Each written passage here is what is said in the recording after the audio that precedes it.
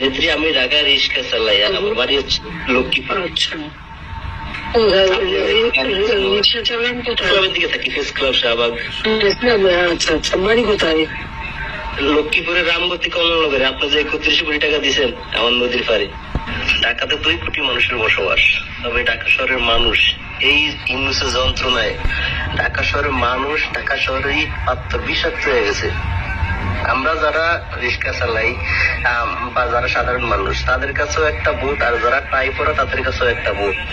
আমাদের সাধারণ শ্রেণীর মানুষ আমরা যত জায়গায় আড্ডা দেই, বসি, প্রত্যেকটা মানুষ মানে যন্ত্রণায় ভোগে, শুধু এই সরকারের যন্ত্রণায়। মাননীয় নেত্রী, বিশ্বাস করেন আমাদের সর্বোচ্চ আশাস্থল হচ্ছেন আপনি। আমরা হয়তো গোছায়া সুন্দর করে কথা কইতে পারি না, কিন্তু একটা জিনিস খুব ভালো করে বুঝি যে 5ই আগস্টের পরে এই দেশটা পাকিস্তানের রিমোটে চলে। যে পাকিস্তানের বিরুদ্ধে আমরা যুদ্ধ করছি, ওই পাকিস্তান আবার বাংলাদেশ হয়েছে। এখন নেত্রী এই দেশের মানুষ একবার আপনার বাবার নেতৃত্বে যুদ্ধ করছে। আমরা একটাই বুঝি, আপনি যুদ্ধের ডিক্লারেশন করেন, এই ছাড়া কোনো সমাধান নাই। আমরা আপনার নেতৃত্বে আবার যুদ্ধ করুন। কারণ এই ইউনুস শুধু আওয়ামী লীগের শত্রু না, শুধু একটা জাতি, একটা দেশ, একটা মুক্তিযুদ্ধের শত্রু।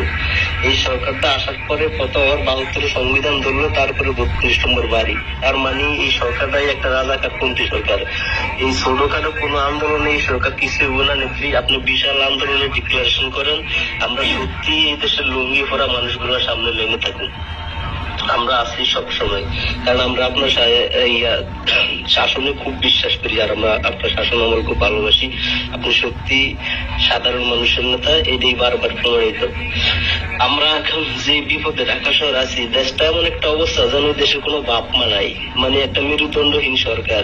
আপনি শাসন আমলে দেশের মানচিত্র বড় করছেন, নদী সমুদ্র সীমা জয় করছেন, আর এই সরকার তার অস্তিত্ব টিকার জন্য করিডোর দিয়া বাংলাদেশের তছনছ করেছে। বাংলাদেশের প্রত্যেকটা সেক্টর আজকে শেষ। তা তো আমার চেয়ে ভালোই যে এই প্রার্থনা সবাই বুঝে যে যারা এখন বাদামি না, তারা আজ আছে কাল নাই, যাই বই গিয়া এটি সত্য।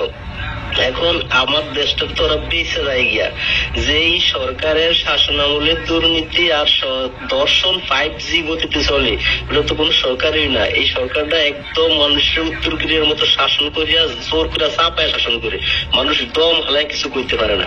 আমার মতন একজন রিস্কাওয়ালারও কইতে খুব হিসাব করা লাগে, ও মব চালাইয়া দেয়, কারোরই ছাড়ে না। আজকে আমি প্রেস ক্লাবে বলছি যে আওয়ামী লীগ সারা নির্বাচন করে 96 সালে ক্ষমতায় আসছিল 12 দিন, কারণ ঐক্যবদ্ধ আওয়ামী লীগ বুলেট হচ্ছে বেশি শক্তিশালী। তারপর আমার অনেক আবল তবল বকছে। তার মানে স্বাধীনতা নাই, ওটা রিস্কাওয়ালা হোক বা আরো নিম্ন শ্রেণী হোক, আমরা পরাধীনতায় ভুগি। এখন দুঃখ দর্শা সবারই আছে। এই দেশে সবচেয়ে বেশি ত্যাগ স্বীকার করছেন আপনি, তারপরেও আমরা এসে আপনার কাছে ত্যাগের কথা বলি। এখন বিষয় হচ্ছে আমাদের তার বলার কোথাও জায়গা নাই, এই জন্য আপনার কাছে বলি। আপনি সব মিলে কথা হচ্ছে নেত্রী, যুদ্ধের ডিক্লারেশন করেন, কারণ বাংলাদেশের প্রয়োজনে বা দেশের বৃহত্তর স্বার্থে যদি আমরা মরতে না পারি, তাহলে আমাদের তো জন্মটাই ব্যর্থ। দেশ আমার মায়ের মতো, কেউ যদি আমার মায়ের আসল ধরে টানে, আমার যখন কষ্ট লাগবে। এই দেশে আমি জন্মাইছি, এই দেশটা তো আমার মা। এখন আমার মায়ের তো অবস্থা খারাপ, আমার মায়ের বাঁচাইতে আমি অবশ্যই যুদ্ধ করুন। আপনি নেত্রী যুদ্ধের ঘোষণা দেন, এই ছাড়া এই নামবো না, যাইবো না। আমার দেশটার পুরা ধ্বংস করে দিয়েছেন নেত্রী। আপনি পায়ে ধরি, আপনি দেশটার একটু বাঁচান, এই গজবের আপনি দেশটারে বাঁচান। আসসালামু আলাইকুম। এই পর্যন্ত নেত্রী, দোয়া করেন। ঠিক আছে, ভালো থাকেন।